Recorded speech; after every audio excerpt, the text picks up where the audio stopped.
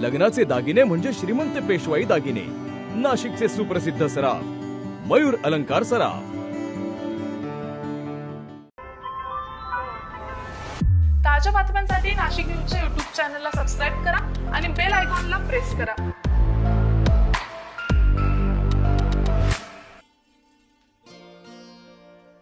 80 वर्षाची परंपरा असलेल्या रोटरी क्लब ऑफ नाशिक या सर्वात जुन्या संस्थेचा नवीन सदस्यांचा पदग्रहण समारंभ नुकताच रोटरी क्लब या ठिकाणी पार पडलेला आहे।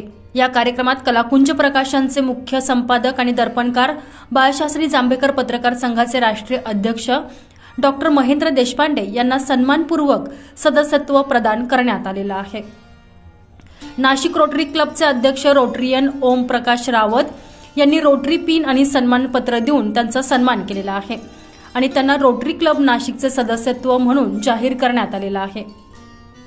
यावेळी व्यासपीठावर संचालक रोटरीयन विजय दीक्षित यांच्यासह अनेक पदाधिकारी उपस्थित होते। सर्व पदाधिकाऱ्यांच्या समवेत हा सोहळा संपन्न झाला।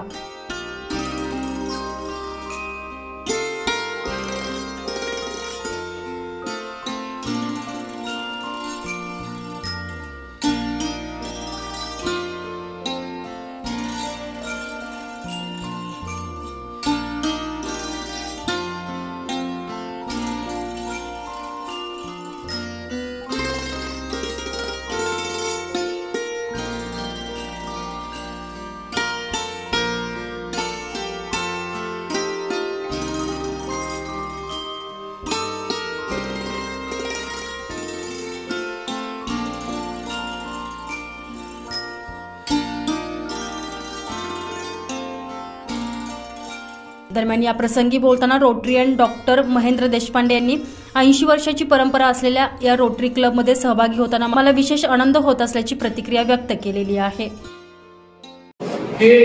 नाशिक रोटरी क्लब ही सर्वात जुनी संस्था 80 वर्षाची परंपरा असलेली आणि नाशिकचा सगळा इतिहास या संस्थेने बघितलेला आहे।